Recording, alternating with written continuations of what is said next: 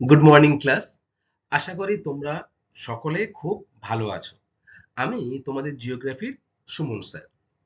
Student, আমরা কিন্তু যে রাজ্যে বসবাস করি পশ্চিমবঙ্গ রাজ্য, এবং তোমাদের যে নবম শ্রেণীর অষ্টম অধ্যায় রয়েছে পশ্চিমবঙ্গ সম্পর্কে বিস্তারিত আলোচনা করছিলাম গত কয়েকটি ক্লাসে, তাই না? সেখানে আমরা পশ্চিমবঙ্গের যে শিল্প রয়েছে সেই শিল্প সম্পর্কে বিস্তারিত আলোচনায় এসেছিলাম। সেখানে আমরা কোন কোন শিল্প সম্পর্কে আলোচনা করেছিলাম স্টুডেন্ট, তোমাদের মনে আছে? বলো তো কোন কোন শিল্প সম্পর্কে আলোচনা করেছিলাম। Very good. লৌহ ইস্পাত শিল্প, বস্ত্রবয়ন শিল্প, পাট শিল্প, চা শিল্প, তারপরে লাস্টে আমরা যে বিষয়টি নিয়ে আলোচনা করেছিলাম সেটা হলো খাদ্য প্রক্রিয়াকরণ শিল্প, তাই তো? আচ্ছা, আজকের আমরা যে বিষয়টি নিয়ে আলোচনা করব সেটাও কিন্তু পশ্চিমবঙ্গের একটি গুরুত্বপূর্ণ শিল্প। সেই শিল্পটার নাম হলো পর্যটন শিল্প। তোমরা নিশ্চয়ই স্কুলের ছুটিতে বা দুর্গাপুজোর সময় ছুটিতে এদিক ওদিক ঘুরতে যাও, ভালো ভালো স্থানে, পাহাড় পর্বতে, এছাড়া মালভূমিতে বা সমুদ্রের তীরবর্তী অঞ্চলে ঘুরতে যাও তো। তাহলে এই যে স্থানগুলো রয়েছে সেই স্থানে কিন্তু পর্যটন শিল্প গড়ে উঠেছে। ঠিক আছে, আজকে আমরা এই পর্যটন শিল্প নিয়েই আলোচনা করব। তার আগে দেখে নেব যে গত ক্লাসের পড়া তোমাদের কেমন মনে আছে। ঠিক আছে, বলো তো যে লৌহ ইস্পাত শিল্পের কাঁচামাল কি? Very good. আকরিক লোহা, কয়লা, চুনাপাথর, তারপর উন্নত এই এই যে বিষয়গুলো রয়েছে, যেগুলো আকরিক লোহার কাঁচামাল, সেগুলো কিন্তু পশ্চিমবঙ্গে কোথায় সব থেকে বেশি পাওয়া যায়? রানীগঞ্জে কয়লা খনিতে, তাই না? এবারে এই যে কাঁচামালগুলো পাওয়া যাচ্ছে, এটার পাওয়ার সুলভ্যে পাওয়া যায় বলে কিন্তু পশ্চিমবঙ্গে লৌহ ইস্পাত শিল্প যে কারখানা সেগুলো কিন্তু গড়ে উঠেছে, তাই তো? কয়েকটি লৌহ ইস্পাত কারখানার নাম বলো তো পশ্চিমবঙ্গে। Very good. বার্নপুর, কুলটি, তারপরে আর কি রয়েছে, বলো? দুর্গাপুর স্টিল প্ল্যান্ট মনে পড়ছে? আচ্ছা, এই যে বিষয়গুলো রয়েছে বা এই যে কারখানা রয়েছে সেখানে কিন্তু পশ্চিমবঙ্গের সর্বাধিক লৌহ আকরিক উৎপন্ন হয়ে থাকে। আচ্ছা, তোমরা আমাকে বলো তো যে তোমরা পাট শিল্প নিশ্চয়ই পড়ে এসেছো। বলো তো পশ্চিমবঙ্গের প্রথম কোথায় পাট কল স্থাপিত হয় এবং কাদের দ্বারা, মনে আছে? Very good. 1855 সালে হুগলির রিষারাতে কিন্তু প্রথম পাটকল স্থাপিত হয়, যেটি ইংরেজদের দ্বারাই কিন্তু স্থাপিত হয়েছিল। দেখো, তখনকার সময় কিন্তু ভারতবর্ষ ইংরেজদের অধীনে ছিল। তারা কিন্তু ইউরোপ মহাদেশ থেকে এই পাটকলটা ভারতবর্ষে নিয়ে এসেছিল। ঠিক আছে, হুগলির রিষারাতে প্রথম পাটকল স্থাপিত হয়েছে। এরপর ধীরে ধীরে হুগলি নদীর দুই তীরে রিষারা, শিবপুর, সাঁকরাইল, রামপুরহাট, পানিহাটি, নৈহাটি, এই যে জায়গাগুলো রয়েছে সেখানে কিন্তু এই যে পাট শিল্প গুরুত্বপূর্ণ ভূমিকা পালন করে আসছে বর্তমানেও। ঠিক আছে, এবারে তোমরা আমাকে বলো যে বস্ত্রবয়ন শিল্প পড়েছিল, সেই বস্ত্রবয়ন শিল্পের প্রথম কারখানা কোথায় গড়ে উঠেছিল বলো তো, মনে পড়ছে? হাওড়ার ঘুষুরিতে কিন্তু প্রথম বস্ত্রবয়ন শিল্প আমাদের পশ্চিমবঙ্গে গড়ে উঠেছিল, তাই তো? আচ্ছা, আমাদের এই যে পশ্চিমবঙ্গ আমরা পড়ছি, এই পশ্চিমবঙ্গের মধ্যে কোন কোন অঞ্চলে চা শিল্পটা খুবই গুরুত্বপূর্ণ ভূমিকা পালন করে বলতো? Very good. দার্জিলিং, জলপাইগুড়ি, কোচবিহার, এই যে জায়গাগুলো রয়েছে এই জায়গাগুলোতে কিন্তু বা এই যে জেলাগুলো রয়েছে এই জেলাতে কিন্তু পশ্চিমবঙ্গের মধ্যে সর্বাধিক চা চাষ হয়। তোমরা আমাকে বলো যে ভারতবর্ষের মধ্যে চা উৎপাদনে সব থেকে গুরুত্বপূর্ণ ভূমিকা বা প্রথম স্থান অধিকার করেছে কোন রাজ্য? আসাম, তাই না? তাহলে আসাম রাজ্য কিন্তু চা উৎপাদনে প্রথম স্থান অধিকার করেছে ভারতবর্ষের মধ্যে। দার্জিলিং এর চাও কিন্তু স্বাদে এবং গন্ধে সারা পৃথিবীতে একটি সুনাম অর্জন করেছে। ঠিক আছে? আচ্ছা, এবারে এই যে চা শিল্পের যে বর্তমানে নানা রকম সমস্যা দেখা দিচ্ছে, সে সমস্যাগুলি কি কি বলতো?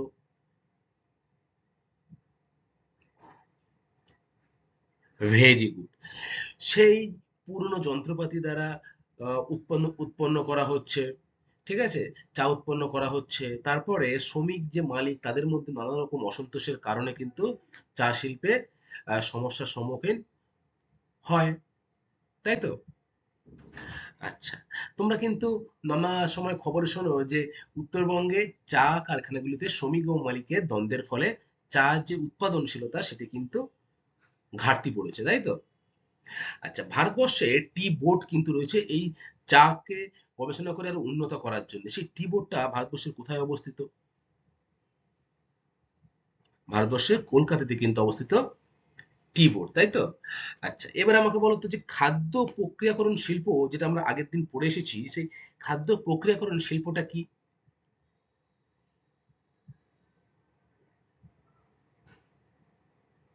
আচ্ছা, কৃষি, মাছ, পশুপালন, পোল্ট্রি প্রভৃতি ক্ষেত্রে উৎপাদিত যে খাদ্য সামগ্রী সেগুলি উপযুক্ত ও আংশিক বা সম্পূর্ণরূপে রান্না করে খাবার তৈরি করা হচ্ছে, বা প্যাকেটজাত করে কিন্তু বহুদিন সেগুলো ফ্রিজ করে রাখা হচ্ছে। সেই যে প্রক্রিয়া, সেই প্রক্রিয়াটাকেই কিন্তু আমরা বলছি খাদ্য প্রক্রিয়াকরণ শিল্প। আচ্ছা, খাদ্য প্রক্রিয়াকরণ শিল্প পশ্চিমবঙ্গ কিন্তু এখন গুরুত্বপূর্ণ ভূমিকা পালন করছে। কারণ দিনের পর দিন যখন জনসংখ্যা বাড়ছে, সাথে সাথে কিন্তু এই খাদ্যের চাহিদাও মানুষের বাড়ছে।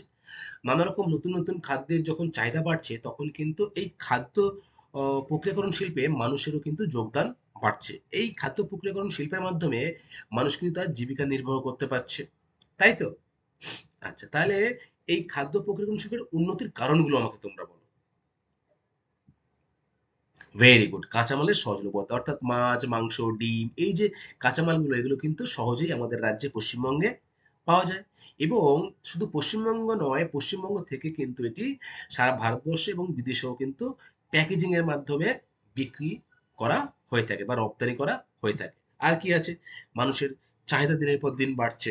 তারপরে সরকারি যে পরিকল্পনা, অর্থাৎ সরকার কিন্তু এই খাদ্য প্রক্রিয়াকরণ শিল্পে উৎসাহ দেওয়ার জন্য ঋণ প্রদান করছে, রপ্তানির সুযোগ বাড়ছে, সরকারের তরফ থেকে বড় বড় ফুড পার্ক নির্মাণ করা হয়েছে, তাই তো?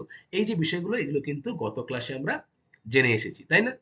তাহলে গত ক্লাসে পড়া কিন্তু তোমাদের আশা করি হয়েছে, পড়া বলতেও পারছো, খুব ভালো। আজকে আমরা পড়বো পর্যটন শিল্প। ঠিক আছে, তাহলে চলো আজকের ক্লাসটা আমরা শুরু করি। পর্যটন শিল্প কাকে বলে দিয়ে। পর্যটন শিল্প, দেখো, বিনোদন, অবকাশ, শিক্ষা, ব্যবসা বাণিজ্য প্রভৃতি কারণে কিন্তু মানুষ যখন স্বল্পকালীন সময়ের জন্য এক স্থান থেকে অন্য স্থানে ভ্রমণ করে, তখন তাকে আমরা কি বলবো? পর্যটন। তাহলে পর্যটনটা কি? তুমি এক স্থান থেকে অন্য স্থানে ছুটিতে ঘুরতে যাচ্ছ, সেটা এক সপ্তাহ হতে পারে বা 2 সপ্তাহের জন্য ঘুরতে যাচ্ছ, তাহলে তুমি কিন্তু অন্য জায়গায় তোমার বিনোদন, অবকাশ বা তোমার সময় কাটানোর জন্য সেখানে যাচ্ছ, তাই না? তাহলে তুমি যে স্থানে যাচ্ছ, সেই স্থানে কিন্তু সেটা পর্যটন স্থান হচ্ছে। সেখানকার তুমি খাবার দাবার খাচ্ছ, সেখানকার ট্রাভেল বা সেখানকার গাড়ি ঘোড়া তুমি ভাড়া করছো, এইভাবে সেখানকার স্থানীয় মানুষদের যেভাবে আর্থিক ইনকামটা হচ্ছে বা তাদের যে উপার্জনটা হচ্ছে, সেটা কিন্তু তোমার দ্বারাই। আমরা ঘুরতে যাচ্ছি, তার থ্রুতেই কিন্তু সেখানকার মানুষরা অর্থ উপার্জন করছে। এই জন্যেই কিন্তু আমরা যেখানে যাচ্ছি সেখানে পর্যটন শিল্প গড়ে উঠছে, তাই তো? তাহলে শিল্পটা কি বুঝতে পারলে, পর্যটন কাকে বলে সেটাও তোমরা বুঝতে পারলে। পর্যটনকে উদ্দেশ্য করে যখন সেখানকার স্থানীয় মানুষরা অর্থনৈতিক সমৃদ্ধি লাভ করবে, তখন সেই শিল্পটাকে কি বলা হবে? পর্যটন শিল্প। দেখো, বিশ্ব পর্যটন সংস্থা ওয়ার্ল্ড ট্যুরিজম অর্গানাইজেশন অনুসারে মানুষ নিজ পরিবেশ ছেড়ে অন্য স্থানে বিনোদন, অবসর বা অবকাশ কিংবা ব্যবসা সংক্রান্ত কারণে 1 বছরের কম সময়ে বসবাস করলে তাকে কি বলা হয়? পর্যটন। দেশের ভিতরেই ভ্রমণকে বলা হয় অভ্যন্তরীণ পর্যটন, এবং বিদেশে যে ভ্রমণ সেটাকে কি বলা হয়? আন্তর্জাতিক পর্যটন। তাহলে বিশ্ব পর্যটন সংস্থা রয়েছে, সেই সংস্থা বলছে যে কোনো মানুষ নিজ পরিবেশ ছেড়ে, অর্থাৎ যে সেখানে বসবাস করে সেখানে ছেড়ে যদি অন্য স্থানে গিয়ে 1 বছরের মধ্যে সে সেখানে থাকে, সেটা ব্যবসা বাণিজ্য বা বিনোদন বা অবকাশ ইত্যাদি কারণে বা শিক্ষা, সেটাকে কিন্তু আমরা কি বলবো? পর্যটন বলবো। সেটা দেশের মধ্যে হতে পারে, দেশের বাইরেও হতে পারে। যখন আমরা দেশের মধ্যে পর্যটন করব, যেমন পশ্চিমবঙ্গ থেকে আমরা মহারাষ্ট্র, আসাম, তারপরে দার্জিলিং, আহ, দীঘা, এইসব যে জায়গায় যাব, তাকে আমরা কি বলবো বলতো? বলবো যে অভ্যন্তরীণ পর্যটন। ঠিক আছে? এবং বিদেশে যে ভ্রমণ করতে যাচ্ছি, অর্থাৎ আমাদের দেশ ভারতবর্ষ থেকে যখন আমরা বাইরে ভ্রমণ করতে যাচ্ছি, সেই যে প্রক্রিয়াটাকে কি বলা হচ্ছে? আন্তর্জাতিক পর্যটন। তাহলে তোমাদের বুঝতে হবে, অভ্যন্তরীণ পর্যটন হচ্ছে দেশের মধ্যে, আর আন্তর্জাতিক পর্যটন হচ্ছে বিদেশে ঘোরাকেই কিন্তু বলা হয়েছে। এবারে আমরা জানবো যে পর্যটনের গুরুত্বটা কি। দেখো, এক নম্বর রয়েছে হোটেল, রেস্টুরেন্ট, পরিবহন ব্যবস্থা উন্নতি ঘটে বলে সংশ্লিষ্ট অঞ্চলের মানুষ কাজ পায়, আর্থিক বিকাশ ঘটে। তাহলে যে অঞ্চলে পর্যটন গড়ে উঠেছে সেই স্থানে কিন্তু হোটেল, রেস্টুরেন্ট, পরিবহন ইত্যাদি ব্যবস্থার মাধ্যমে অসংখ্য মানুষ কিন্তু সেটাকে কাজে লাগিয়ে তাদের জীবিকা অর্জন করছে, অর্থাৎ আর্থিক যে বিকাশ তাদের কিন্তু ঘটছে সেই অঞ্চলে। তাহলে এটি কিন্তু পর্যটনের একটি অন্যতম গুরুত্ব, তাই তো? আচ্ছা, তোমার চেনা একটা পর্যটনের জায়গার নাম বলো, মনে করে বলো। তুমি সেখানে ঘুরতে গেছো, দীঘাতে ঘুরতে গেছো, তাই না? তাহলে তুমি দীঘাতে গিয়ে কি দেখেছো? অসংখ্য হোটেল, অসংখ্য গাড়ি ঘোড়া, সেখানকার যে অর্থনৈতিক পরিবেশ সেটি কিন্তু দিনের পর দিন আরো উন্নত হচ্ছে। সেটা কাদের মাধ্যমে? আমরা যারা পর্যটন করছি সেখানে হোটেল ভাড়া নিচ্ছে, গাড়ি ভাড়া নিচ্ছে, খাবার দাবারের ভাড়া নিচ্ছে, তাই তো? এই যে ওরা এই টাকাগুলো নিচ্ছে, তার ফলে কিন্তু তাদের আর্থিক দিকটা কিন্তু স্বচ্ছন্দ হচ্ছে। সাথে সাথে পর্যটনের যে গুরুত্ব সেটিও কিন্তু দিনের পর দিন বৃদ্ধি পাচ্ছে। আচ্ছা, ২ নম্বর দেখো, পরিকাঠামো উন্নত হয়। যখন একটা স্থানে মানুষ বেশি ভিড় জমাবে ঘুরতে যাওয়ার জন্যে, সেখানে কিন্তু পরিকাঠামো দিনের পর দিন উন্নত হবে, তাই না? আগে যা ছিল তার থেকে কিন্তু আরো ভালো হবে। নাম্বার ৩, কর্মসংস্থানের সুযোগ বাড়ে। তুমি ধরো দীঘায় গেছো বললে, তুমি হোটেলে নিশ্চয়ই ছিলে। তাহলে হোটেলে যখন তুমি ছিলে সেখানে দেখবে হোটেলে অনেক কর্মচারী কাজ করে, তাই তো? এবং রান্নার কাজে আলাদা লোক রয়েছে, রেস্টুরেন্টে আলাদা লোক রয়েছে, পরিবহনের ক্ষেত্রে আলাদা লোক রয়েছে, হোটেল যে কর্মচারী তারা রয়েছে। এই যে অসংখ্য মানুষ, তাদের কিন্তু একটা কর্মসংস্থানের সুযোগ বাড়ছে আমরা পর্যটন স্থানে যাওয়ার ফলে। তাহলে তারা কি হচ্ছে? তারা আর্থিক দিক থেকে কিন্তু অনেকটাই স্বচ্ছন্দ হচ্ছে, তাই তো? তাদের জীবন অর্থের মাধ্যমে কিন্তু তারা সংসারটা ঠিকঠাক চালাতে পারছে। ফলে পর্যটনের গুরুত্ব কিন্তু মানব জীবনে অপরিসীম। নাম্বার ৩ হয়ে গেল কর্মসংস্থানের সুযোগ বাড়ে। নাম্বার ৪, ভ্রাতৃত্ববোধ বাড়ে। তুমি যেখানে যাচ্ছ সেখানকার ভাষা যদি আলাদা হয়, তুমি দেখবে সেখানকার ভাষার সঙ্গে তুমি মানিয়ে নেওয়ার চেষ্টা করবে। সেখানকার মানুষের সাথে কিন্তু তুমি ভালো ব্যবহার করবে। তুমি কি করো? নতুন জায়গায় গেলে, নতুন কারোর সাথে পরিচিত হলে তুমি কি করবে? ভেরি গুড, তুমি কিন্তু তার সাথে মানিয়ে নেওয়ার চেষ্টা করবে, তাই না? তাহলে যখন তুমি কারোর সাথে মানিয়ে নেবে বা কারোর সাথে কথা বলবে, তখন কিন্তু তার সাথে তোমার বন্ধুত্ব হতে পারে বা ভ্রাতৃত্ব বোধ কিন্তু বাড়তে পারে। এইভাবে কিন্তু পর্যটন স্থানে যারা থাকে তাদের সাথে কিন্তু আমরা যারা পর্যটন করতে যাই তাদের কিন্তু একটা ভ্রাতৃত্ব বোধের সম্পর্ক গড়ে ওঠে। নাম্বার ৫, কিছু ক্ষেত্রে পরিবেশ ও জীববৈচিত্র্যের উন্নয়ন ঘটে। কিছু কিছু ক্ষেত্রে দেখবে পরিবেশের সাথে যে জীববৈচিত্র্য রয়েছে তারও কিন্তু উন্নত ঘটছে। এটি হলো পর্যটনের অন্যতম গুরুত্ব। এবারে আমরা দেখব যে পশ্চিমবঙ্গের পর্যটন কেন্দ্রগুলি কোথায় কোথায় কি কি রয়েছে। দেখো, তুমি একটু আগে বললে যে দীঘাতে তুমি গেছো, তাহলে দীঘাও কিন্তু একটি পর্যটন কেন্দ্র, কিন্তু সেটি কি? সমুদ্র সৈকতের পর্যটন কেন্দ্র। আমাদের পশ্চিমবঙ্গ এমন একটি রাজ্য যেখানে কিন্তু সমুদ্রও রয়েছে, আবার হিমালয় পর্বতও রয়েছে। তাই আমাদের রাজ্য পশ্চিমবঙ্গকে কি বলা হয়? এটা কিন্তু আগে আমরা জেনে এসেছি। কি বলা হয়? ভেরি গুড, সমুদ্র হিমাচল বলা হয়, তাই তো? তাহলে অবস্থান ও প্রকৃতি অনুসারে পশ্চিমবঙ্গের পর্যটন কেন্দ্রগুলিকে কিন্তু কয়েকটি ভাগে ভাগ করা যায়। সেগুলি কি কি? দেখো, সেটা সমুদ্র সৈকত পর্যটন কেন্দ্র হতে পারে, পার্বত্য অঞ্চলের পর্যটন হতে পারে, বা বন্যপ্রাণী বা জাতীয় উদ্যান, ধর্মীয় স্থান সেখানেও কিন্তু পর্যটন হতে পারে, তাই না? আচ্ছা, আমরা কিন্তু এক এক করে দেখবো যে আমাদের রাজ্যে পশ্চিমবঙ্গে কোথায় কোথায় কি ধরনের পর্যটন কেন্দ্র গড়ে উঠেছে। প্রথমে ১ নম্বর রয়েছে দেখো, সমুদ্র সৈকতের পর্যটন কেন্দ্র। অর্থাৎ সমুদ্রের তীরবর্তী অঞ্চলে যেসব জায়গায় আহ পর্যটন শিল্প গড়ে উঠেছে সেই সব স্থানগুলো হলো দীঘা, অসংখ্য মানুষ যায় ছুটিতে, শঙ্করপুর, মন্দারমণি, গঙ্গাসাগর, বকখালি প্রভৃতি যে স্থান রয়েছে সেগুলি কিন্তু সমুদ্র সৈকতের পর্যটন কেন্দ্র। ২ নম্বর হচ্ছে দেখো, পার্বত্য অঞ্চলের পর্যটন কেন্দ্র। পার্বত্য অঞ্চল অর্থাৎ আমাদের রাজ্যের যে উত্তরাংশে দার্জিলিং, আলিপুরদুয়ার, জলপাইগুড়ি এই যে জায়গাগুলো রয়েছে সেখানে কিন্তু এই পার্বত্য অঞ্চলের পর্যটন কেন্দ্র হিসেবে স্বীকৃত, এবং অসংখ্য মানুষ কিন্তু ও এই পর্যটন কেন্দ্রে তাদের সময় বা অবকাশ কাটাতে বা তাদের বিনোদনের জন্য কিন্তু আসে। কোন কোন স্থান রয়েছে সেগুলো? প্রথমে দেখো দার্জিলিং। সবাই কিন্তু কম বেশি আমরা দার্জিলিং নাম শুনেছি, তাই না? শুনেছো তো সবাই? শুনেছো, ভেরি গুড। দার্জিলিং, কার্শিয়াং, কালিম্পং, তারপরে লাভা, ঋষভ, লোলেগাঁও, মিরিক, সান্দাকাফু প্রভৃতি কিন্তু হলো পশ্চিমবঙ্গের পার্বত্য অঞ্চলের পর্যটন কেন্দ্র। আচ্ছা, সান্দাকফু নাম তোমরা আগে শুনেছো? সান্দাকফু কি জন্য বিখ্যাত বলো তো?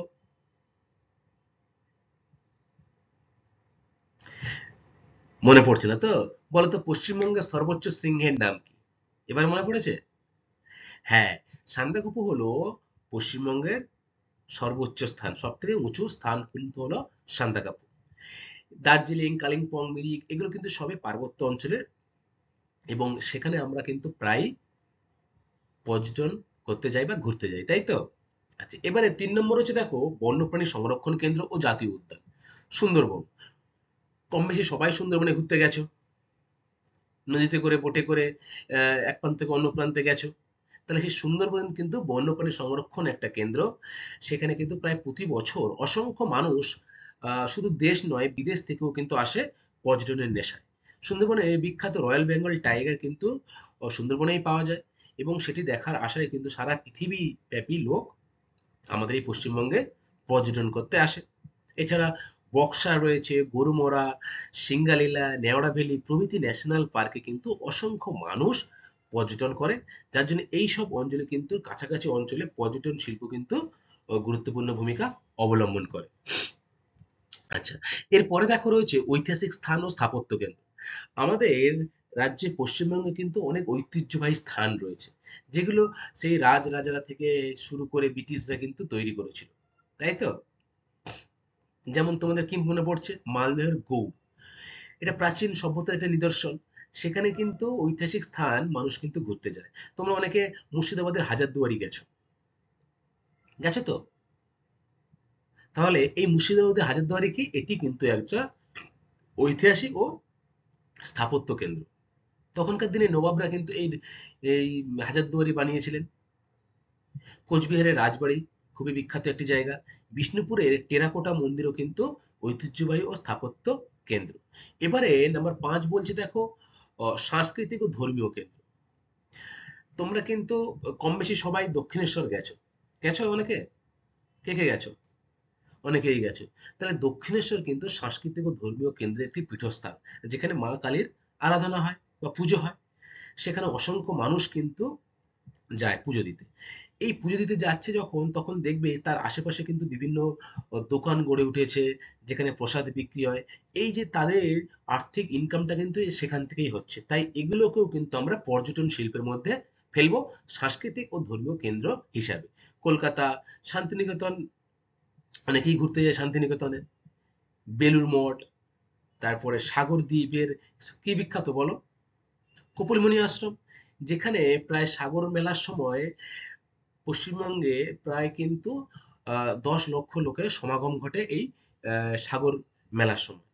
ভারতবর্ষের দ্বিতীয় সবথেকে বৃহত্তম মেলা কিন্তু এই সাগর মেলা। অসংখ্য লোকের সমাগম ঘটে। সেখান থেকে স্থানীয় মানুষ কিন্তু আর্থিক উপার্জনটা করে, এবং তাদের যে অর্থনৈতিক পরিকাঠামো সেটি কিন্তু আস্তে আস্তে উন্নত করছে। আচ্ছা স্টুডেন্ট, এবারে আমরা জানবো যে পশ্চিমবঙ্গের পর্যটন শিল্পের উন্নতির কারণগুলি কি কি। আমরা দেখলাম কি যে বিভিন্ন পর্যটন শিল্প পশ্চিমবঙ্গে কিন্তু রয়েছে, যেটা সামুদ্রিক বা সমুদ্র তীরবর্তী অঞ্চলে, পার্বত্য অঞ্চলে, ধর্মীয় স্থান বা ঐতিহাসিক স্থান, ঐতিহ্যবাহী সাংস্কৃতিক স্থান সেগুলো কিন্তু রয়েছে পশ্চিমবঙ্গে। এই যে এইসব অঞ্চলগুলোতে কেন পর্যটন শিল্প দিনের পর দিন উন্নত হচ্ছে, তার কারণগুলো কি সেগুলো কিন্তু আমরা একটু জানবো। দেখো, প্রাকৃতিক পরিবেশের বৈচিত্র্য। পশ্চিমবঙ্গ একমাত্র রাজ্য যেখানে কিন্তু হিমাচল হিমালয় রয়েছে, ঠিক আছে? আবার সমুদ্র তীরবর্তী অঞ্চলও কিন্তু রয়েছে। হিমালয় ও সমুদ্র দুটি পরিবেশের পর্যটন কেন্দ্র সম্পূর্ণরূপে গড়ে উঠেছে। মানুষ ঘুরতে গেলে কোথায় বেশি ঘুরতে যায়? হয় পাহাড় পর্বতে, নয় সমুদ্র তীরে, নাকি? সব থেকে বেশি কোথায় যায়? হয় পাহাড় পর্বতে, নয় সমুদ্র তীরবর্তী অঞ্চলে। তাহলে পশ্চিমবঙ্গ কিন্তু এমন একটা রাজ্য যেখানে পাহাড় পর্বত রয়েছে, আবার সমভূমিও রয়েছে, যেখানে সমুদ্রপৃষ্ঠ থেকে কাছাকাছি অঞ্চলও রয়েছে, যেমন দীঘা, তারপরে মন্দারমণি, বকখালি, ঠিক আছে? আচ্ছা, এই কারণে পশ্চিমবঙ্গ যে শিল্প, সেই পর্যটন শিল্প কিন্তু আরো উন্নতি লাভ করছে। ২ নম্বর কি হচ্ছে ঐতিহাসিক স্থান। এ রাজ্যে অসংখ্য ঐতিহাসিক প্রসিদ্ধ স্থান রয়েছে। অর্থাৎ যেগুলো একটু আগে আমরা পড়লাম যে হাজারদুয়ারি, রাজবাড়ি, ঠিক আছে? এই যে জিনিসগুলো রয়েছে এগুলো কিন্তু সব আগেকার দিনের নবাব বা রাজারা কিন্তু তৈরি করে দিয়ে গেছিল। সেইগুলো দেখার টানেও কিন্তু মানুষ সেই সব স্থানে ছুটে যায়। ফলে সেখানকার পর্যটন শিল্প কিন্তু দিনের পর দিন আরো উন্নতি লাভ করছে। নাম্বার ৩ কি? যে সাংস্কৃতিক কেন্দ্র। কলকাতা, শান্তিনিকেতন পশ্চিমবঙ্গের সাংস্কৃতিক পীঠস্থান। দেখো, সাংস্কৃতিক কেন্দ্র বলতে বোঝাচ্ছে পড়াশোনার জন্য কিন্তু প্রচুর মানুষ, সরি, পড়াশোনার জন্য প্রচুর স্টুডেন্ট কিন্তু বা ছাত্রছাত্রী কিন্তু কলকাতাতে আসছে গ্রামগঞ্জ থেকে। আবার শান্তিনিকেতনেও কিন্তু অনেকে পড়াশোনার জন্য যাচ্ছে। শান্তিনিকেতনে কি রয়েছে? কোন বিশ্ববিদ্যালয় রয়েছে? বিশ্বভারতী বিশ্ববিদ্যালয়, যেটি রবীন্দ্রনাথ ঠাকুর প্রতিষ্ঠা করেছিলেন, তাই তো? তাহলে কলকাতাতেও অসংখ্য স্কুল কলেজ রয়েছে, সেগুলোতেও সাংস্কৃতিক কেন্দ্র যে হওয়ায় গ্রামগঞ্জ থেকে বা বিভিন্ন জায়গা থেকে কিন্তু পড়াশোনার জন্য প্রচুর স্টুডেন্টরা এখানে এসে উপস্থিত হয়। এই দুটি স্থানেই চলে সাংস্কৃতিক কর্মকাণ্ড। ফলে দেশ বিদেশ থেকে পর্যটক কিন্তু এখানে উপস্থিত হয়। আচ্ছা, আর কি রয়েছে উন্নতির কারণ? দেখো, ধর্মীয় কেন্দ্র। বিশেষ বিশেষ সময়ে বিভিন্ন ধর্মীয় অনুষ্ঠান প্রচুর মানুষ আসে। যেমন আমাদের যে দুর্গাপুজো, সেটাকে সম্প্রতি ওয়ার্ল্ড হেরিটেজ সাইটের আখ্যা দেওয়া হয়েছে, তাই না? তাহলে ওয়ার্ল্ড হেরিটেজ সাইটের আখ্যা দেওয়া মানে ভারতবর্ষে মাত্র কয়েকটি স্থান রয়েছে যেটাকে ভারতবর্ষে ওয়ার্ল্ড হেরিটেজ সাইটের আখ্যা দেওয়া হয়েছে। যেমন পশ্চিমবঙ্গে এর আগে সুন্দরবন, তারপরে দার্জিলিং হিমালয়, এটাকে কিন্তু ওয়ার্ল্ড হেরিটেজের আওতায় আনা হয়েছিল। এবং তৃতীয় হিসাবে কিন্তু পশ্চিমবঙ্গের এই যে দুর্গাপুজো, এটাকে কিন্তু ওয়ার্ল্ড হেরিটেজ সাইটের আওতায় আনা হয়েছে। ফলে সমগ্র বিশ্ব থেকে কিন্তু লোক এই দুর্গাপুজোর সময় আমাদের পশ্চিমবঙ্গে আসে এবং দুর্গাপুজো উপভোগ করে যায়। দেখো, এই কারণে সাগর দ্বীপে কিন্তু কপিলমুনি আশ্রম রয়েছে। এই কপিলমুনি আশ্রমকে কেন্দ্র করে সাগর মেলা কিন্তু হয়। এবং সেটি হিন্দুদের হয় এবং মুসলিমদের ফুরফুরা শরীফ রয়েছে, যেখানে অসংখ্য মুসলিম মানুষের কিন্তু সমাগম ঘটে। সারা বাংলা জুড়েই চলে অসংখ্য উৎসব। আমরা বলি না যে আমাদের বাঙালির 12 মাসে কত পার্বণ? বলি তো যে আমাদের বাঙালির 12 মাসে 13 পার্বণ। অসংখ্য উৎসব কিন্তু হয়, যেমন দুর্গাপুজো, কালী পুজো, লক্ষ্মী পুজো, ভাই ফোঁটা, গণেশ পুজো, তাই তো? এই যে পুজোগুলো কিন্তু পশ্চিমবঙ্গে প্রায় সারা বছরই চলে। সরস্বতী পুজো, লক্ষ্মী পুজো সারা বছরই চলে। ফলে বিভিন্ন ধর্মীয় স্থানে কিন্তু এক স্থান থেকে অন্য স্থানে মানুষ কিন্তু এসে সেই স্থানের পর্যটন শিল্পকে আরো দিনের পর দিন উন্নত করছে। আচ্ছা, এরপরে হচ্ছে দেখো ৫ উৎসব। কলকাতার দুর্গাপুজো, শান্তিনিকেতনের পৌষ মেলা, চন্দননগর কৃষ্ণনগরের জগদ্ধাত্রী পুজো, কোচবিহারের শান্তিপুরের রাসমেলা, কেঁদুলির জয়দেব মেলাকে কেন্দ্র করে কিন্তু অসংখ্য মানুষের সমাগম ঘটে। আমরা অনেকে দেখি যে পৌষ মাসে কিন্তু শান্তিনিকেতনে পৌষ মেলা বসে। অনেকে তোমরা হয়তো গেছো কেউ শান্তিনিকেতনে পৌষ মেলার সময় কাটাতে। তাহলে তুমি যখন এখান থেকে ওখানে পৌষ মেলা দেখতে যাচ্ছ, তখন কিন্তু সেই স্থানে কিন্তু পর্যটন শিল্পটা আরো কি হচ্ছে? উন্নত হচ্ছে। জগদ্ধাত্রী পুজো বিখ্যাত কোথায়? চন্দননগর ও কৃষ্ণনগরে। কারণ আমরা সকলেই জানি জগদ্ধাত্রী পুজোতে কিন্তু প্রচুর লাইটিং এর ব্যবস্থা করে এই চন্দননগর ও কৃষ্ণনগরে। ফলে সারা পশ্চিমবঙ্গ থেকে কিন্তু অসংখ্য শরণার্থী বা উৎসবপ্রিয় মানুষ তারা কিন্তু এই স্থানে সময় কাটাতে আসে। আচ্ছা, এছাড়া আর কি কি মেলা? কেন্দুলির জয়দেব মেলাতেও কিন্তু অসংখ্য মানুষ আসে। ঠিক আছে, তাহলে আমরা কি কি জানলাম যে আহ, পশ্চিমবঙ্গের যে পর্যটন শিল্প সেটি উন্নত লাভের কারণগুলি কি কি? সেটা ঐতিহ্যবাহী স্থান হতে পারে, ধর্মীয় কেন্দ্র হতে পারে, উৎসব হতে পারে, সমুদ্র তীরবর্তী অঞ্চল, পার্বত্য অঞ্চল, সমস্ত জায়গায় কিন্তু নিয়ে পশ্চিমবঙ্গের এই পর্যটন শিল্প দিনের পর দিন আরো উন্নতি লাভ করছে। পর্যটন শিল্পের যেমন আমরা উন্নতি দেখলাম, তাই তো? পর্যটন শিল্পে পশ্চিমবঙ্গের কিন্তু নানান উন্নতি ঘটেছে বা উন্নতি দিনের পর দিন কিন্তু আরো উন্নত লাভ করছে। কিন্তু পর্যটন শিল্পেরও কিন্তু কিছু নির্দিষ্ট সমস্যা রয়েছে এবং সেগুলির সম্ভাবনাও কি সেগুলো সম্পর্কে আমাদের একটু জানতে হবে। দেখো, পর্যটন শিল্পের প্রথমে আমরা জানবো সমস্যাগুলি কি কি। নাম্বার ওয়ান, মাঝে মধ্যে দার্জিলিং এ গোর্খা জনমুক্তি মোর্চা তাদের দাবি দেওয়ার কারণে পাহাড়কে অচল করে রাখে। আমরা সকলে জানি যে পাহাড়ে যে পার্টি দ্বারা নির্বাচিত বা যে পার্টি নির্বাচন আহ, অংশগ্রহণ করে পাহাড়টাকে চালায় পশ্চিমবঙ্গ সরকারের সাথে একসাথে, সেটি কিন্তু হলো গোর্খা জনমুক্তি মোর্চা। সেই গোর্খা জনমুক্তি মোর্চা বিভিন্ন দাবি দাওয়া নিয়ে কিন্তু মাঝে মাঝে সরকারের সাথে বিরোধ হয় এবং তাদের একটা অন্যতম দাবি যে দার্জিলিং এই যে পার্বত্য অঞ্চল সেটিকে একটা আলাদা রাজ্য হিসেবে ঘোষণা করে। এই যে মাঝে মাঝে তাদের সাথে পশ্চিমবঙ্গ সরকারের বা ভারত সরকারের ঝামেলা হয়, তার ফলে কিন্তু তাদের দাবি দাওয়া আদায়ের কারণকে কেন্দ্র করে তারা কিন্তু পুরো পাহাড়টাকে অচল করে রাখে, অর্থাৎ বন্ধ রেখে দেয়, গাড়ি ঘোড়া বন্ধ করে দেয়। রাস্তাঘাট সব শুনশান হয়ে যায়, হোটেলে লোক যাওয়া বন্ধ করে দেয়। ফলে এই যে পর্যটন শিল্পটা সেটা কিন্তু ব্যাপকভাবে ব্যাহত হয়। এর ফলে সমস্যায় পড়ে কারা? যারা ঘুরতে যাচ্ছে, অর্থাৎ আমরা যারা পার্বত্যে বা পাহাড়ে ঘুরতে যাচ্ছি, তাদের সমস্যা থেকে সেখানকার যারা স্থানীয় মানুষ, তাদের কিন্তু সমস্যাটা আরো বেশি। কি সমস্যা হবে তাদের? তাদের যে আর্থিক উপার্জন সেটা কিন্তু একেবারে বন্ধ হয়ে যাবে। আর পার্বত্য অঞ্চলে আর্থিক উপার্জনের প্রধান এবং একমাত্র যে উপায় সেটি কিন্তু হলো কি পর্যটন শিল্প। তাহলে পর্যটন শিল্পে যদি মানুষ পর্যটন ঘুরতেই না যায়, তাহলে সেই শিল্পটা কি আস্তে আস্তে ধ্বংস হয়ে যাবে না গড়ে উঠবে? ধ্বংস হয়ে যাবে। সেখানকার মানুষরা কাজবাজ না পেয়ে কিন্তু অন্য উপার্জনের আশায় অন্য স্থানে গিয়ে কাজবাজ খোঁজ করবে। ফলে সেমনভাবে এই যে গোর্খা জনমুক্তি মোর্চা বা বিভিন্ন পার্টির তরফ থেকে পাহাড়ে অচলাবস্থা করে দেওয়া হয়, তার ফলে কিন্তু ব্যাপক একটা আর্থিক সংকটের সম্মুখীন হয় এই দার্জিলিং তথা উত্তরবঙ্গের যে রাজ্যগুলি, যে জেলাগুলি রয়েছে সেগুলি। নাম্বার ২, দেখো রয়েছে পর্যটন কেন্দ্রগুলিতে অসাধু ব্যবসায়ীরা সুযোগ পেলেই বেহিসাবি দাম নিয়ে পর্যটকদের ঠকায়। দেখো বিভিন্ন হোটেলে দেখবে বিভিন্ন রকম দাম। কোন হোটেলে ৫,০০০ পার ডে, কোন হোটেলে ৩,০০০ পার ডে। এই যে দামাদামিগুলো, এগুলো কিন্তু বিভিন্ন অসাধু চক্র রয়েছে।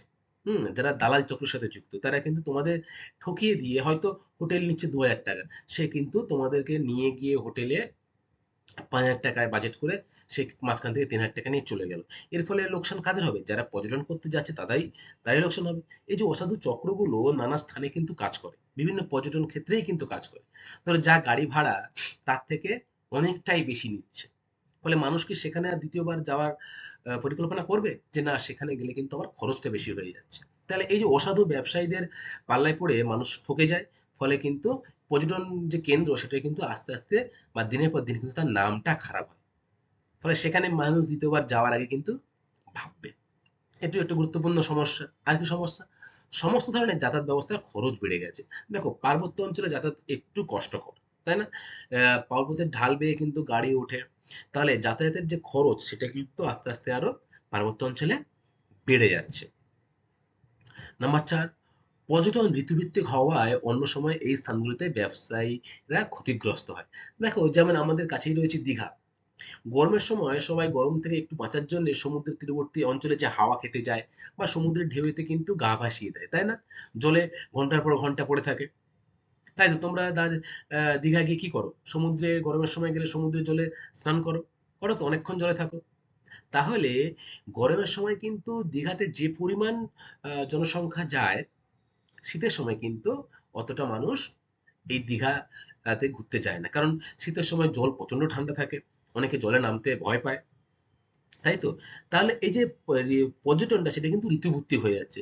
বছরে কিছুটা সময় মানুষ ভালোভাবে উপার্জন করতে পারছে। কিন্তু কিছুটা সময় বা ৩-৪ মাস ৫ মাস তারা কিন্তু পর্যটন শিল্পে মানুষ কম যাওয়ার জন্যে সেই স্থানে তারা কিন্তু উপার্জন কম হচ্ছে।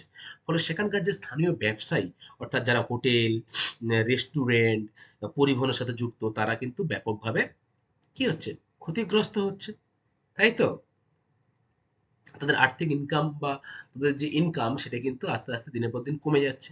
পার্বত্য অঞ্চলেও তাই। পার্বত্য অঞ্চলে যখন প্রচন্ড বরফ পড়ে, তখন কিন্তু সেখানকার জনজীবন স্তব্ধ হয়ে যায়, গাড়ি ঘোড়া চলতে পারে না, তাই তো? ফলে সেই সব স্থানে কিন্তু দর্শকের বা যারা পর্যটন কেন্দ্রে ঘুরতে যাবে তারা কিন্তু সংখ্যায় অনেকটা কমে যায়। ফলে সেখানকার যে স্থানীয় মানুষ তারা কিন্তু আহ, আর্থিক দিক থেকে অনেকটা পিছিয়ে পড়ে। আচ্ছা, তাহলে এই যে ঘটনাটা ঘটছে এটা কিন্তু ঋতুভিত্তিক, সব সময় কিন্তু নয়। হুম যখন বছরে কোনো একটা সময় প্রচন্ড ঠান্ডা পড়বে, বরফ পড়বে, তখন এটা হয়। নাম্বার ৫, দেখো সামাজিক অপরাধীরা অনেকেই পর্যটন কেন্দ্রে পর্যটকদের ভয়ের কারণ হয়ে দাঁড়ায়। অনেক সময় দেখবে এই সামাজিক অপরাধী যারা সমাজে অপরাধ করে বেড়ায়, তারা যদি পর্যটন স্থান কেন্দ্রে একবার তার নাম হয়ে যায় বা দালাল চক্রের সাথে যুক্ত হয়ে সে যদি বড় অপরাধী সেই সব স্থানে থাকে, তাহলে কিন্তু পর্যটন কেন্দ্রে অনেক মানুষ কিন্তু যেতে চায় না। ফলে পর্যটকরা ভয়ে কিন্তু সেই স্থানটা অ্যাভয়েড করার চেষ্টা করে। ধরো কাশ্মীর, একসময় কাশ্মীর কিন্তু মানুষ যেতে ভয় পেত। কারণ কি? কাশ্মীরে কিন্তু বিভিন্ন রকম জঙ্গি গোষ্ঠী থাকতো, তারা অসাধু কাজবাজ করে বেড়াতো, মানুষ মারা থেকে শুরু করে সরকারের সম্পত্তি ধ্বংস করা কিন্তু তাদের নিত্য একটা ঘটনা ছিল।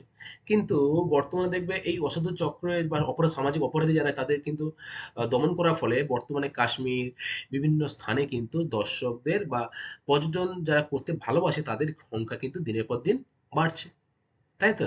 তাহলে সমস্যাটা কি এখানে? যে সমাজ বিরোধী, যে অর্থাৎ জঙ্গি গোষ্ঠী বা বিভিন্ন অপরাধীরা তারা কিন্তু যেসব স্থানে থাকে সেসব স্থানে মানুষ যেতে ভয় পায়। ৬, নির্দিষ্ট ঋতুতে অগ্রিম ছাড়া বুকিং পাওয়া যায় না। অনেক পর্যটন স্থান রয়েছে যেখানে কিন্তু আগে থেকে বুকিং করতে হয়, নাহলে সেখানে কিন্তু গিয়ে তুমি থাকার জায়গা পাবে না। তাহলে এই যে আগে থেকে বুকিং সবাই তো আর করতে পারবে না। সাধারণ মানুষ সবাই কি পারবে যে আগে থেকে বুকিং করে সেই জায়গা অগ্রিম ভাড়া দিতে? এবং সেটি কিন্তু নির্দিষ্ট ঋতুতে হবে। তাহলে এটিও কিন্তু বর্তমানে একটি গুরুত্বপূর্ণ সমস্যা হয়ে দাঁড়িয়েছে পর্যটন শিল্পে। আর কি, পরিকাঠামোগত অভাবে বিদেশিদের আগমন কমছে। দেখো, বিদেশিরা ভারতবর্ষে কখন আসবে বা পশ্চিমবঙ্গে কখন আসবে? যখন আমাদের পরিষেবা, আমাদের পরিকাঠামো দিনের পর দিন আর উন্নত লাভ হবে। কিন্তু আমাদের যে পরিকাঠামো সেটি কিন্তু সেই আগেকার মতোই থেকে গেছে। ফলে বিদেশি যে আহ, পর্যটক রয়েছে তারা কিন্তু আসতে সমস্যায় পড়ছে। এই বিদেশি যে পর্যটক আছে তাদের থেকে কিন্তু অনেকে অসাধু ব্যবসায়ীরা তারা কিন্তু মুনাফা লাভের অর্জনে তারা কিন্তু দুষ্কর্ম করে বেড়ায়, টাকা পয়সা বেশি নিয়ে নেয়। ফলে তারা একবার আসার পর দ্বিতীয়বার কিন্তু এইসব পর্যটন কেন্দ্রে আসতে কি করবে? ভয় পাবে, তাই তো? আচ্ছা, এটা গেল সমস্যা। এবারে আমরা দেখব পর্যটন শিল্পের সম্ভাবনা কি। দেখো, আমাদের রাজ্যে পর্যটনের সম্ভাবনা কিন্তু উজ্জ্বল, কারণ মানুষ ঘুরতে ভালোবাসে, খেতে ভালোবাসে। তাই খাদ্য প্রক্রিয়ান শিল্প যখন আমরা পড়েছিলাম তখন দেখেছিলাম কি এই শিল্প দ্রুত বিকাশ ঘটছে। ঠিক তেমনি পর্যটন শিল্পও কিন্তু ভবিষ্যৎ উজ্জ্বল। ১ নম্বর দিয়ে হচ্ছে, দেখো, সরকারি প্রচেষ্টায় দার্জিলিংকে অনেকটাই শান্ত করা সম্ভব হয়েছে। দার্জিলিং কিন্তু এখন অনেকটাই শান্ত। এই যে গোর্খা জনমুক্তি মোর্চা তারা কিন্তু সরকারের সাথে মিলিত হয়ে যৌথভাবে কিন্তু সরকার চালাচ্ছে। ফলে তাদের অসন্তোষের যে বা দাবি দেওয়া তারা কিন্তু রাস্তায় নেমে না করে সরকারের সাথে বসে আলোচনা করছে। ফলে দর্শক বা যারা পর্যটন করতে যাচ্ছে তাদের কিন্তু কোনো রকম সমস্যা বর্তমানে দার্জিলিং এ হচ্ছে না। এটি একটি গুরুত্বপূর্ণ দিক বলতেই পারি আমরা। ২ নম্বর কি, যে পরিকাঠামোর উন্নয়নে সরকারের আন্তরিক ইচ্ছা প্রকাশ করছে। সরকার যেসব স্থানে পর্যটন বেশি হচ্ছে বা বিদেশিরা আসছে সেই সব স্থানে কিন্তু পরিকাঠামো উন্নত করতে উদ্যোগী হয়েছেন। যেমন সুন্দরবন। সুন্দরবনে কিন্তু সরকার আগের থেকে অনেকটা বেশি উদ্যোগ হয়েছে, কারণ সুন্দরবন ওয়ার্ল্ড হেরিটেজ সাইটের অন্তর্গত। সেখানে রয়্যাল বেঙ্গল টাইগার রয়েছে। সমগ্র বিশ্ব থেকে কিন্তু লোক এখানে আসে এই রয়্যাল বেঙ্গল টাইগার দেখার আশায়। পৃথিবীর বৃহত্তম ম্যানগ্রোভ অরণ্যের নাম কি? সুন্দরবন অঞ্চল। তাহলে সেই সুন্দরবন অঞ্চল কিন্তু গুরুত্বপূর্ণ ভূমিকা পালন করছে। নাম্বার ৩, বুকিং এর জন্য প্রায় প্রতিটি শহরেই বুকিং কেন্দ্র গড়ে তোলা হয়েছে। আগে থেকে বুকিং করা যাতে হয় সেই জন্য বিভিন্ন শহরে কিন্তু এই বুকিং কেন্দ্রগুলি গড়ে তোলা হয়েছে, যাতে বুকিং এর ক্ষেত্রে কিছুটা সুবিধা পাওয়া যায়। আচ্ছা, ৪ নম্বর কি, পর্যটন কেন্দ্রগুলির প্রচারে গণমাধ্যমকে ঠিকমতো ব্যবহার করা হয়েছে। দেখো, পশ্চিমবঙ্গে যেমন দার্জিলিং, দীঘা, মন্দারমণি, সাগরদ্বীপ, তারপরে হাজারদুয়ারি, এই যে পর্যটন কেন্দ্রগুলো রয়েছে সেখানে কিন্তু গণমাধ্যমে অর্থাৎ টিভি, রেডিও বা সংবাদপত্র ইত্যাদির মাধ্যমে সেখানে আসার জন্য বা সেখানে ঘুরতে যাওয়ার জন্য কিন্তু উৎসাহিত করা হচ্ছে মানুষকে। বর্তমানে প্রায় ভারতবর্ষের প্রতিটি রাজ্যেই কিন্তু পর্যটনের ক্ষেত্রে বিশিষ্ট ব্যক্তিদের ব্র্যান্ড অ্যাম্বাসেডর করা হয়। তারা কিন্তু টিভিতে বা টেলিভিশনে বা খবরের কাগজে দেখবে প্রচার করে যে এই স্থানে আসুন, ভালো লাগবে, তাই তো? তোমরা নিশ্চয়ই দেখেছো ওনাকে। ঠিক এরকম ভাবে পর্যটন কেন্দ্রকে আরো ভালোভাবে গড়ে তোলার জন্য বা আরো উন্নত লাভের জন্যই কিন্তু বিভিন্ন সংস্থার মাধ্যমে সেই স্থানগুলোকে আরো উন্নত করা হচ্ছে সরকারের তরফ থেকে। তাহলে পর্যটন শিল্পের সম্ভাবনা কিন্তু গুরুত্বপূর্ণ ভূমিকা পালন করছে ভবিষ্যৎ প্রজন্মের জন্য, এবং ভবিষ্যতেও এর সম্ভাবনা উজ্জ্বল। আচ্ছা, এরপরে আমরা দেখব যে পশ্চিমবঙ্গ সরকার পর্যটন শিল্পের উন্নয়নে কি কি ব্যবস্থা গ্রহণ করেছে। দেখো, ১ নম্বর কি, দার্জিলিং এর পাহাড়ে শান্তি ফিরিয়েছে পশ্চিমবঙ্গ সরকার। পরিকাঠামোগত উন্নতি ঘটিয়ে পর্যটনের আঁতুড়ঘরকে ভারত তথা বিশ্ববাসীর কাছে আকর্ষণীয় কিন্তু করে তোলা হয়েছে। তাহলে কি, পশ্চিমবঙ্গে যে দার্জিলিং সব থেকে বেশি মানুষ ঘুরতে যায়, সেই দার্জিলিং এ যখন অশান্ত ছিল সেই অশান্তটাকে শান্ত করা হয়েছে বিভিন্ন পরিকল্পনা বা তাদের দাবি দাওয়া মেটানোর মাধ্যমে। গোর্খা জনমুক্তি মোর্চার সাথে সমঝোতা করে শান্ত করা হয়েছে পশ্চিমবঙ্গ সরকারের পক্ষ থেকে। ২ নম্বর কি, প্রতিটি পর্যটন কেন্দ্রে কড়া প্রশাসনিক নজর ব্যবস্থা করা হয়েছে। অর্থাৎ প্রশাসনিক ব্যবস্থা, পুলিশ থাকবে সেই পর্যটন কেন্দ্রে বা যেখানে ঐতিহ্যবাহী স্থান সেখানে মানুষ ঘুরতে যাচ্ছে, যাতে কোনো সেখানকার ক্ষতি না হয়ে যায়, পরিবেশের কোনো ক্ষতি না হয়, সেই সব দেখার জন্য কিন্তু প্রশাসনিক নজরদারি সরকারের তরফ থেকে জোরদার করা হয়েছে। বিভিন্ন রকম অপরাধমূলক কাজ যাতে না হয়, ঠিক আছে, সেই সবের জন্যই পর্যটন কেন্দ্রে প্রশাসনিক নজরদারি দিনের পর দিন জোরদার করা হয়েছে। আচ্ছা, এরপর রয়েছে দেখো গণমাধ্যম এবং বিভিন্ন ওয়েবসাইটে পশ্চিমবঙ্গের পর্যটন শিল্প বিষয়ে প্রচার চালানো হচ্ছে। পশ্চিমবঙ্গের কিন্তু একটা আলাদা ট্যুরিজমের পেজ আছে। হুম, ট্যুরিজম অফ ওয়েস্ট বেঙ্গল, সেই চ্যানেলের মাধ্যমে সংবাদ মাধ্যম, গণমাধ্যম বা বিভিন্ন ওয়েবসাইটের মাধ্যমে পর্যটন শিল্প বিষয়ে প্রচার চালানো হচ্ছে যে আপনারা এখানে আসুন, ভালো লাগবে। এরপরে রয়েছে দেখো অন্যান্য রাজ্যের প্রধান ও বিশিষ্ট রাষ্ট্রের রাষ্ট্রপ্রধানদের কাছে আবেদন জানানো হয় রাজ্যটির পর্যটন কেন্দ্রে আসার জন্য। তাহলে আমাদের রাজ্যে যে পর্যটন কেন্দ্রগুলো রয়েছে সেই পর্যটন কেন্দ্রে কিন্তু অন্যান্য রাজ্যের যে বিশিষ্ট প্রধান ব্যক্তিরা রয়েছে তাদের আসতে আমন্ত্রণ জানানো হয়। এবং আমাদের যে রাষ্ট্রপ্রধান রয়েছে, বিভিন্ন রাষ্ট্রের যে রাষ্ট্রপ্রধান, ধরো বাংলাদেশ, নেপাল, ভুটান, এই সেই স্থানগুলোর রাষ্ট্রপ্রধান, তাদেরকে আমাদের দেশে আমন্ত্রণ করা হচ্ছে। বা আমাদের রাজ্যেরই যারা খুব গুরুত্বপূর্ণ ব্যক্তি, যারা বিভিন্ন ক্ষেত্রে বিশেষ অবদান দিয়ে রেখেছেন, তাদের কিন্তু পর্যটন কেন্দ্রে নিয়ে আসার মাধ্যমে সেখানকার যে পর্যটন শিল্প সেটাকে উন্নত করার চিন্তা ভাবনা নিয়েছে পশ্চিমবঙ্গ সরকার। তাহলে স্টুডেন্ট, আমরা কিন্তু এই পর্যটন শিল্প সম্পর্কে বিস্তারিত জানলাম। বিশেষ করে পশ্চিমবঙ্গের পর্যটন শিল্প কোথায়, কোন পর্যটন কেন্দ্র রয়েছে, পর্যটন কেন্দ্র কি কি সমস্যা রয়েছে, ভবিষ্যতের সম্ভাবনা কি, এবং সরকারের তরফ থেকে কি কি ব্যবস্থা বর্তমানে গ্রহণ করা হয়েছে, সেই সব বিষয়ে কিন্তু জানলাম, তাই তো? এবারে আমরা আজকে যে বিষয়টা পড়লাম পর্যটন শিল্প, সেখান থেকে কয়েকটি গুরুত্বপূর্ণ প্রশ্ন আছে, সেগুলো দেখব। পর্যটন শিল্পের গুরুত্ব আলোচনা করো। খুব সহজ। পর্যটন শিল্পের ফলে সেই স্থানে অর্থনৈতিক পরিকাঠামো উন্নত হয়, মানুষের মধ্যে ভ্রাতৃত্ববোধ বাড়ে, তাই না? এগুলোই তোমরা বলবে। আর কি হয়?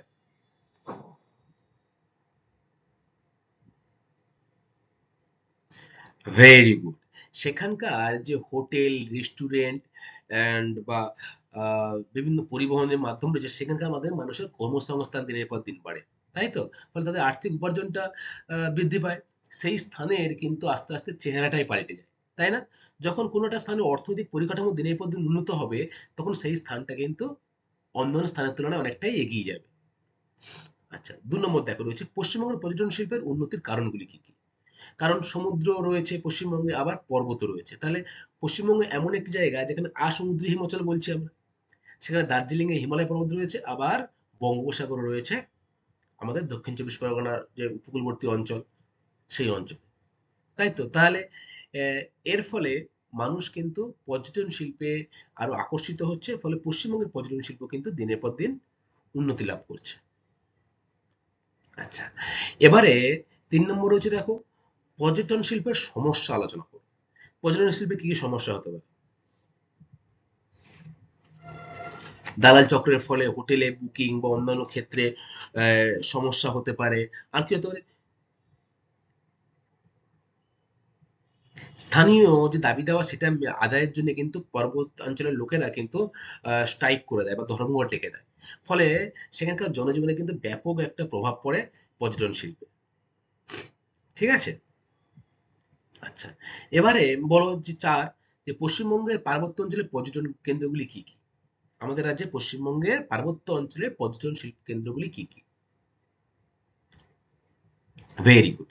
দার্জিলিং, তারপর কালিম্পং, কার্শিয়াং, আর কোথায়, সান্দাকাফু, মিরিক, এই যে অঞ্চলগুলো, এগুলো কিন্তু সবই হলো পশ্চিমবঙ্গের পার্বত্য অঞ্চলের পর্যটন কেন্দ্র। আচ্ছা, নাম্বার ৫, পশ্চিমবঙ্গের সমুদ্র সৈকতের পর্যটন কেন্দ্রগুলি কি কি? Very good, Digha. আর মন্দারমণি, বকখালি, তাজপুর, এই যে জায়গাগুলো রয়েছে এগুলো কিন্তু সবই হলো সমুদ্র সৈকতের পর্যটন কেন্দ্র। আচ্ছা বলো তো, পশ্চিমবঙ্গে কোথায় সাগর মেলা বিখ্যাত? সাগর দ্বীপে, তাই না? তাহলে এই সাগর দ্বীপে কিন্তু পশ্চিমবঙ্গে তথা ভারতবর্ষের মধ্যে সব থেকে দ্বিতীয় বৃহত্তম আহ, মেলা। অসংখ্য মানুষ, প্রায় 10 লক্ষ বেশি মানুষ কিন্তু এই মেলায় যোগদান করে, বা শরণার্থীরা তারা কিন্তু এই কপিল মুনি আশ্রমে তাদের পুজো দিতে আসে। ফলে অসংখ্য স্থানীয় মানুষ কিন্তু তাদের পরিকাঠামো উন্নত করছে, আর্থিক দিক থেকেও তারা বিভিন্ন জিনিসপত্র বিক্রির মাধ্যমে তারা কিন্তু তাদের আর্থিক জীবনকে স্বচ্ছন্দ করে তুলছে। ঠিক আছে স্টুডেন্ট, তাহলে আজকে আমরা জানলাম যে পর্যটন শিল্প সম্পর্কে। আজকের ক্লাসটা এই পর্যন্তই।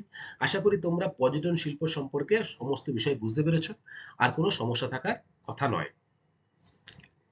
এর পরবর্তী ক্লাসে আমি তোমাদের সাথে আমাদের পশ্চিমবঙ্গের যে তথ্য প্রযুক্তি শিল্প রয়েছে, এই তথ্য প্রযুক্তি শিল্প সম্পর্কে বিস্তারিত আলোচনা করব।